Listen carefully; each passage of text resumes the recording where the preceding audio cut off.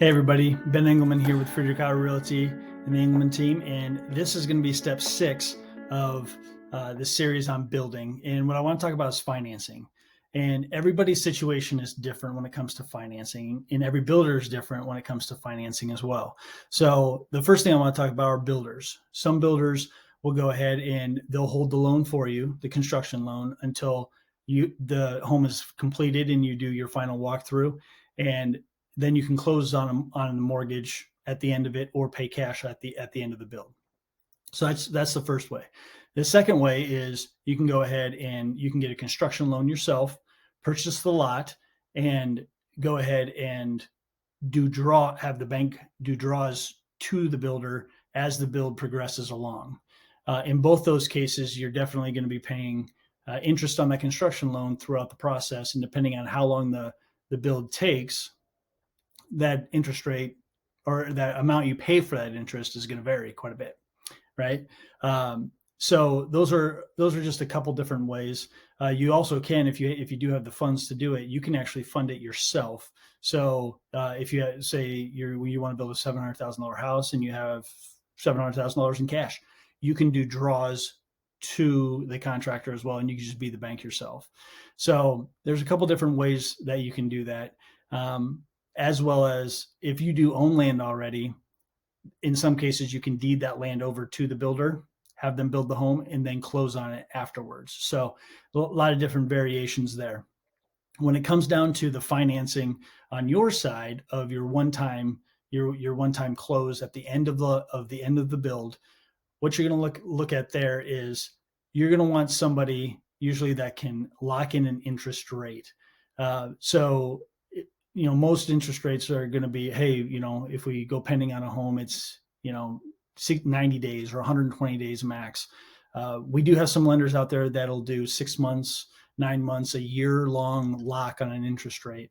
With interest rates being so volatile, they'll go up and down quite a bit. Even over a week span, you could go up and down a half a point. So that can affect your buying power, and it can affect your payment quite a bit.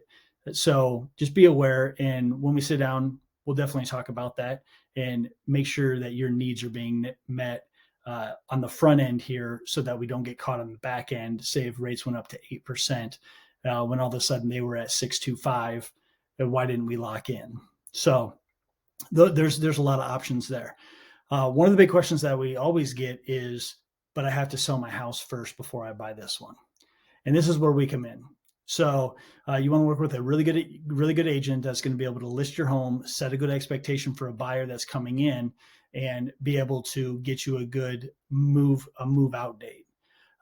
There's some buyers out there that want to build, buyers and sellers, that they'll just say, just sell my house right now at the peak of the market. We'll go ahead and we'll find a rental. We'll live in that rental for 4, 6, 8 months, whatever the case is, and then we can move out. Okay.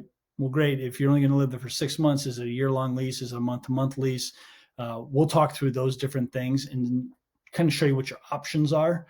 There's not a ton of them out there right now. There's not a lot of rental vacancy, or folks that'll do a month-to-month lease or be able to let you break it early.